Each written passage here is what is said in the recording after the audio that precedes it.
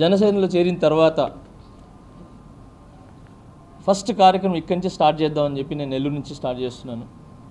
అదేంటంటే డైరెక్ట్ పాయింట్కి వచ్చేద్దాం. దేనికి వచ్చాము, దేనికి రాలేదు ఇవన్నీ పక్కన పెట్టి జస్ట్ పాయింట్ ఇక్కడ ఉన్న సమస్యల్ని పోరాడడానికి వచ్చా. ఫస్ట్ నేను తీసుకుంటున్నది టిట్కో హౌస్లు ఉన్నాయి కదా, వెంకటేశ్వరంలో కట్టున్నారు కదా, సో ఇల్లులు. సో ఆ ఇల్లుల గురించి మాట్లాడడానికి వచ్చాను. రాష్ట్రం మొత్తంలో 40 లక్షల ఇల్లులేమో శాంక్షన్ అయినాయి దాదాపు నాకు తెలిసి. మన నెల్లూరులో 4,000 ఇల్లులేమో కట్టినట్టున్నారు.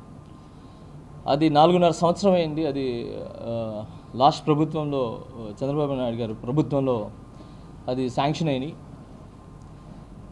అయినా కూడా ఇప్పుడు 4.5 సంవత్సరం దాదాపు 5 సంవత్సరాలు అవుతుంది.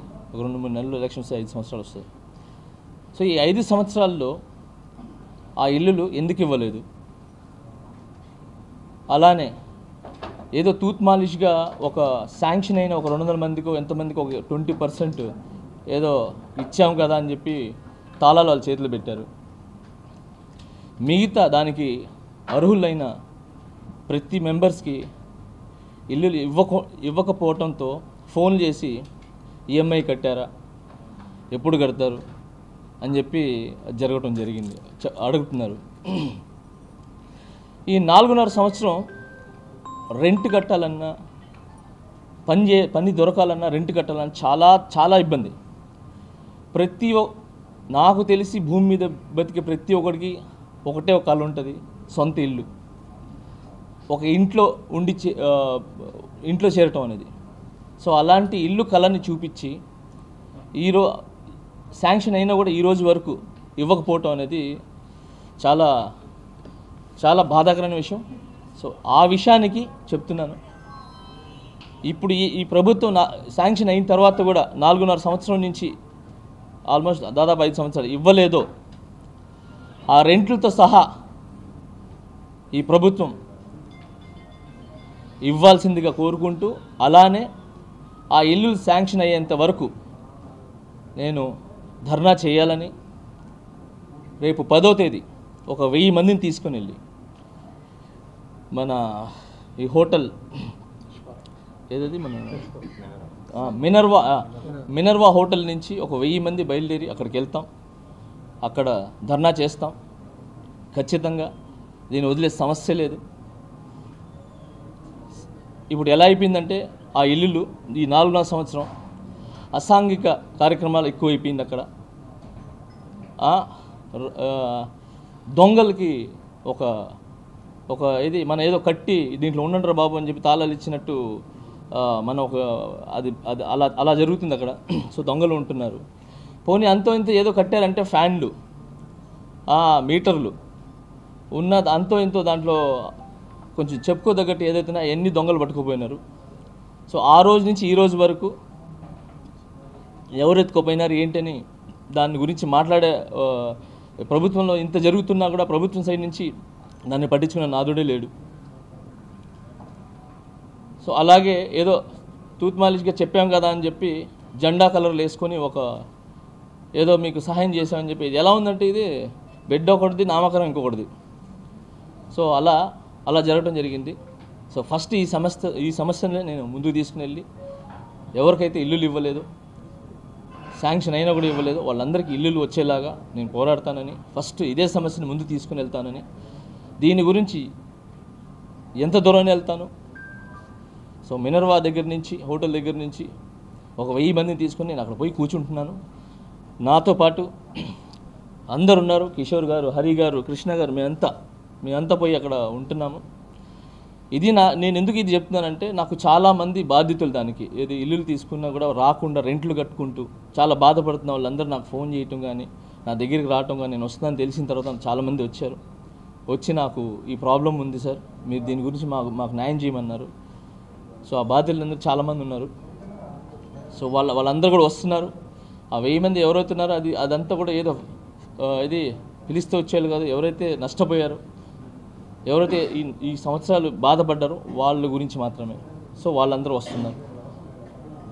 సో సో ఇది జరగాల్సిందిగా నేను ప్రభుత్వాన్ని అండ్ జగన్మోహన్ రెడ్డి గారిని నేను అడుగుతున్నాను. ఖచ్చితంగా ఇవన్నీ ఈ ప్రభుత్వం చేయాలి, ఇమీడియట్లీ శాంక్షన్ చేయాలని కోరుకుంటున్నాను. ఇది నెంబర్ 1 నేను చేయబోయేది. ఇక్కడి నుంచి స్టార్ట్ చేస్తున్నాను. తర్వాత ఆల్మోస్ట్ అంతేనండి, ఈ ఒక్క సమస్య మీద స్టార్ట్ చేస్తున్నాను. మీరైనా ప్రశ్నగా ఉంటే అడగచ్చు. నేను సార్ అంటే నాకు తెలిసి ప్రతి ఒక్కరు నాకు ఫోన్ చేస్తున్నారు, నేను ప్రతి ఒక్కరితో మాట్లాడుతున్నాను, అందరూ వచ్చి కూర్చొని పని చేస్తున్నారు. ఇప్పుడు ఏంటంటే సార్, జనసేన ఎక్కడ ఫామ్ అయిపోయింది, ఎక్కడ వచ్చేస్తుంది, ఎక్కడ ఒక పొజిషన్కి వచ్చేస్తుంది, దాన్ని ఎలాగైనా విడగొట్టాలని చెప్పి బయట నుంచి వచ్చే అసాంఘ శక్తులు అంటారు. సో ఆ శక్తులు ఏదో మాట్లాడుకుంటున్నాయి సార్. అలా ఏం లేదు సార్, మేమందరం ఒకటే సార్. ఓన్లీ పవన్ కళ్యాణ్ గారి గురించి, ఈ జెండా గురించి, ఆయన గురించి, ఆయన ఆశయాల గురించి ముందుకు వెళ్తాం. మేమందరం కలిసి ఉంటాం. అన్ని మాటలండి, మేమంతా ఒకటే, ఒక తల్లికి పుట్టిన బిడ్డలతో సమానమే. వాళ్ళమ్మ మా అమ్మ వీళ్ళమ్మ సార్. సో మాకు ఏ భేదాలు లేవు సార్.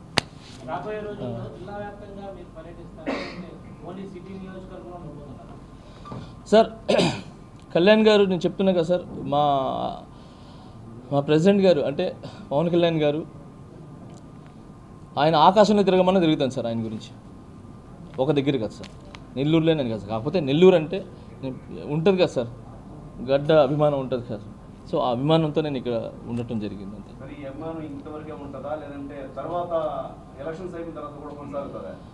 సార్ ఈ అభిమానం ఏదైతే ఉందో సార్, నేను చచ్చేంత వరకు దీంట్లోనే ఉంటుంది సార్. అదే సార్, అంటే దీంట్లో ఓకే, నేను చచ్చేంత వరకు ఈ అభిమానం నెల్లూరులోనే ఉంటుంది సార్. నెల్లూరు నుంచి నేను ఎక్కడికి వెళ్ళాను సార్, వెళ్ళినా కూడా డబ్బులు సంపాదించుకొని వస్తాను సార్ మన నెల్లూరు పెట్టడానికి సార్. అంటే ఇప్పుడు నాకేం బిజినెస్లు ఏం లేవు సార్, వేరే ఏం లేవు. ఒకటే, నా కాళ్ళు ఆడితే కానీ నా డొక్క ఆడదు అంటారు కదా. సో అలాగా 70% మన నెల్లూరుకి నేను ఉంటాను. 30% నాకు వచ్చే డబ్బులు ఇది వేసుకుని వస్తే నేను 10 మందికి సహాయం చేయగలను. సో అందుకని అది చేస్తాను సార్. ఎన్నికలు దగ్గర పడిన తర్వాత జానీ మాస్టర్ నెల్లూరులో కనిపిస్తున్నారు పాలిటిక్స్లో. అంటే పైనుంచి స్పష్టమైనటువంటి హామీ ఏమైనా వచ్చిందా? ఆ మేరకు వచ్చి మీరు పనిచేస్తున్నారా? జనాల కోసం వచ్చారా, పాలిటిక్స్ కోసం? సార్ తప్పకుండా జనాల గురించి వచ్చాను సార్. నేను చెప్పాను కదా సార్, నేను పదవులు ఆశించి వచ్చి ఉంటే మాత్రం నేను ఎప్పుడు 6 నెలల కిందటో ఒక 1 ఇయర్ కిందటో వచ్చి నేను గ్రౌండ్ లెవెల్లో పనిచేసేవాడిని సార్. అలా ఏం రాలేదు సార్. కళ్యాణ్ నాకు ఆశయాలు నచ్చినాయి. ఇప్పుడు రావడానికి కారణం అంటే నేను కొంచెం బిజీ ఉన్నాను, అన్నీ చూసుకొని అన్నీ ఫినిష్ చేసుకొని రావడం జరిగింది. కొంచెం లేట్ అయింది, but I'm very happy. Late అయినా కూడా మీ అందరి దగ్గర ఉన్నాను, జనాల దగ్గరికి వెళ్తున్నాను. నాకున్న స్తోమతతో నేను అందరికి సహాయం చేసుకుంటూ, అందరిని నేను చూసుకుంటూ ముందుకు వెళ్తున్నాను సార్. నెల్లూరు జిల్లా సిటీ టికెట్ కోసం ప్రయత్నిస్తున్న జానీ మాస్టర్ అందుకే నెల్లూరుకు వచ్చి ఇక్కడే ఉంటున్నాడు. ఏం లేదు సార్, కళ్యాణ్ గారు నెల్లూరు నుంచి చేయమంటే చేస్తాను సార్ నేను అంతే.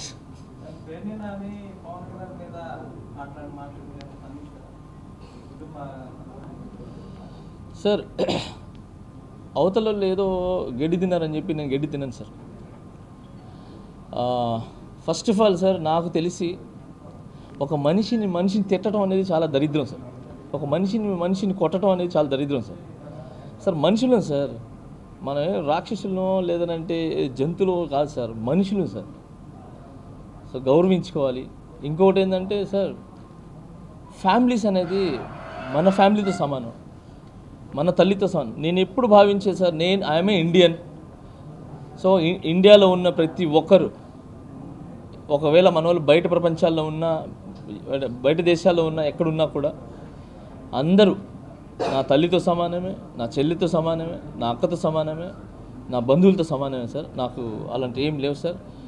వేరే తిట్టడం అనేది, విమర్శించడం అనేది వ్యక్తిగతంగా తిట్టకుండా, అంటే ఫ్యామిలీస్లో పోకుండా, ఏదున్నా కూడా రాజకీయ పరంగా ఫైట్ చేయమని చెప్తున్నాను సార్.